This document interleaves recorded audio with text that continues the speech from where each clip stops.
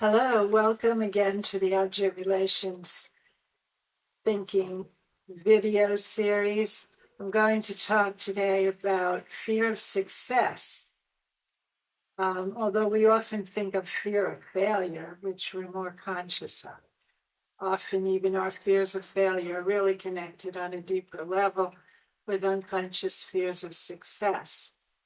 So I'm going to break down a few elements that go into why we might actually inhibit our success throughout our life, even though we think what we're really afraid of is failing.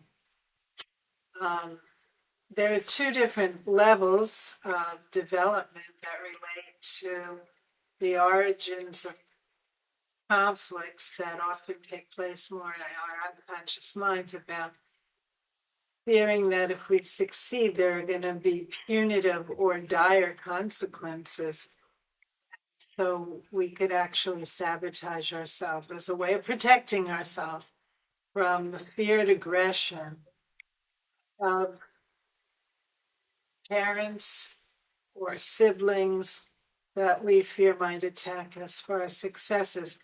And that's on one particular level where we fear that we're going to get attacked because of envious or jealous reactions from others for the things that we achieve. For example, if we do better in life than our siblings or our parents, which often is the case. Parents may very much want their children to go beyond them on a conscious level, but may have conflicting fears of that when they see their kids go further than they themselves go. It can stir up all kinds of feelings of envy and resentment that can come out as putting the kid down in very disguised sometimes, and sometimes more overt, hostile, sarcastic comments, or other things that on an unconscious level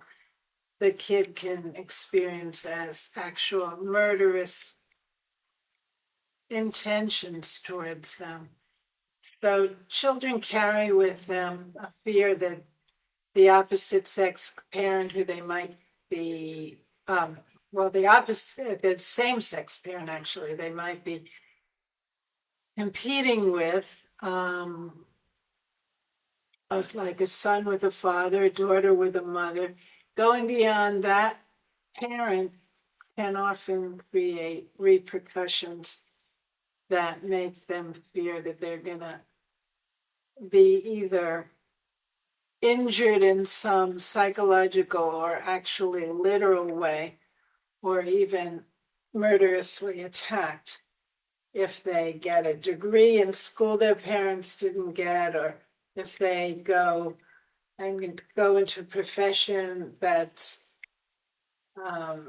to be envied by parents who didn't go that far with their ambitions in the world, or may have just been working in a very menial way compared to professional and education successes of their kids.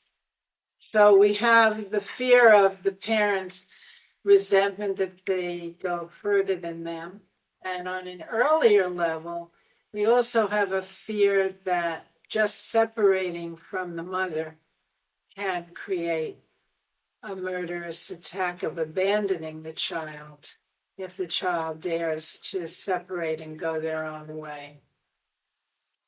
So I'll give you a few examples of one particular woman who had,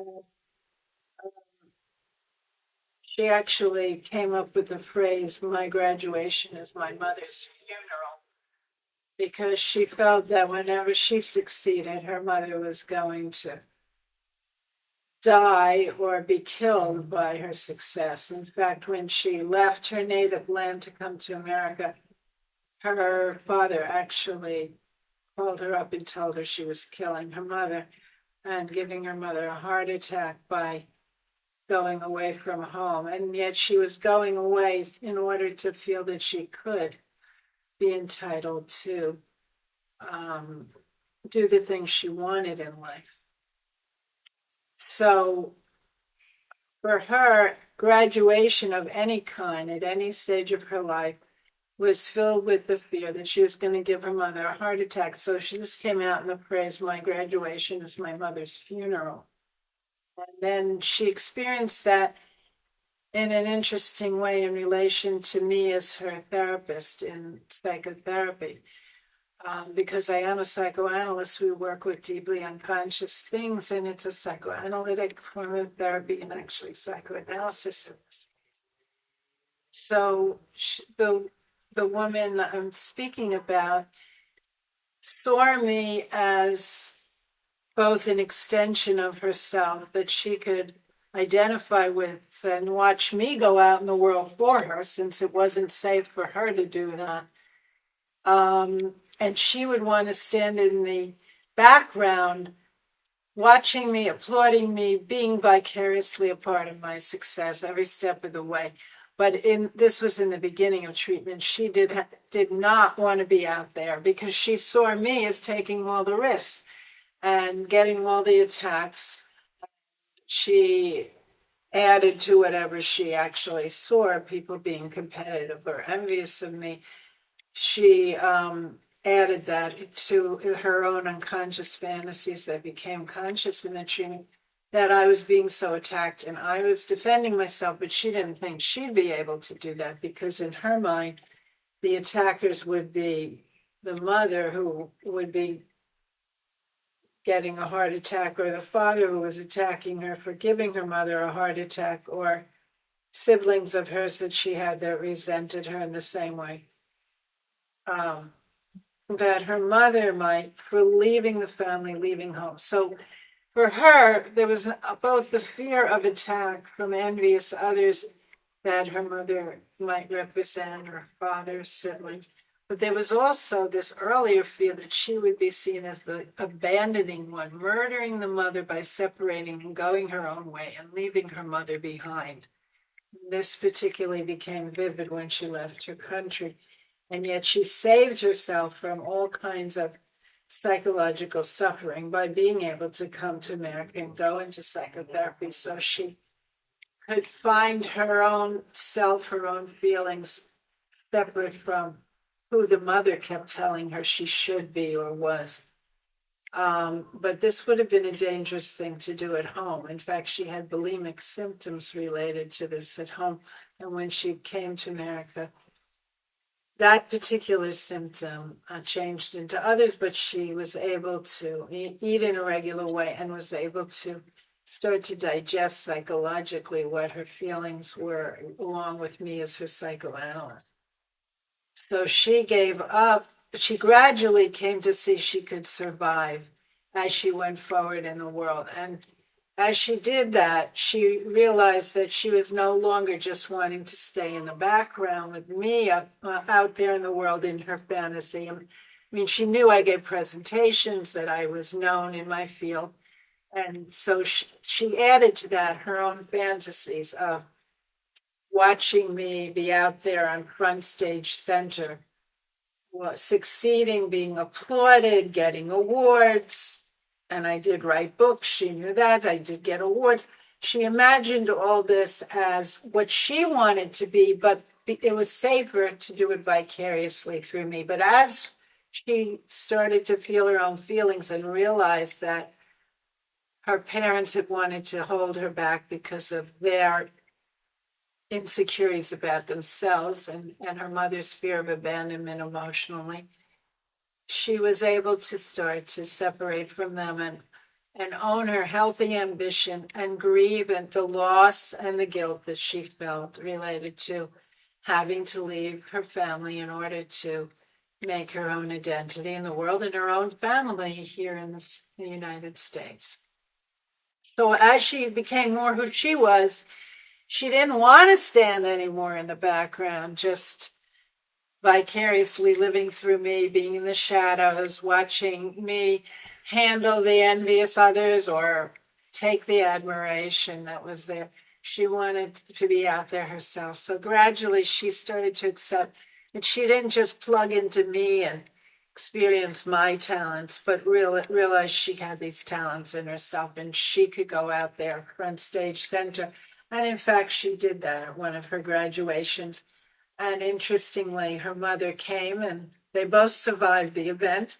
Her mother was actually proud of her and actually was happy that she'd gone through analysis and was out there shining and you winning the audience over with her humor and her insightfulness and her graciousness as she accepted her certificate that day at the graduation in her field. So she realized her mother actually survived, although the mother had unconscious fear she'd be killed by her daughter's success, and she had fears of that. She got to realize herself, and then she didn't want any more to, as I said, to be in the shadows with me. She wanted to do it herself. She wanted to be the one articulating her thoughts and feelings out in the world, her ideas, her intellect, her profession, and having people as students of her own or people who looked up to her when she had her achievements. Now, in the case of a former male client of mine, he had more of the what we call the Oedipal level dynamics that were the traditional ones related to Freud's original theories. They didn't go back to this earlier time with the mother about just basic separation and finding one's identity separate from the mother and the world, but actually we're at a higher level, what we call 3 to 5 years of life, where the kid already feels separate and has a relationship with both mother and father. But then there are other dangers.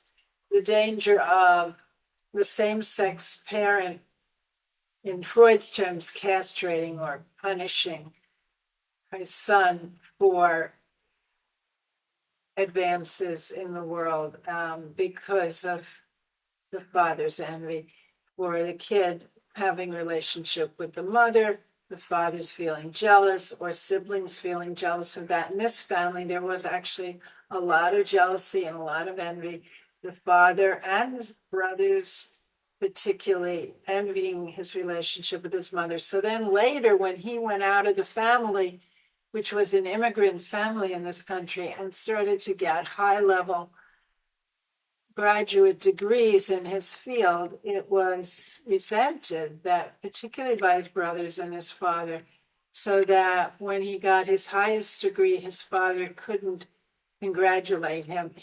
His father actually, he found out later, cried with a sister of his, and there the father was feeling his pride in the son as well as his lack of belief that the son could go so far.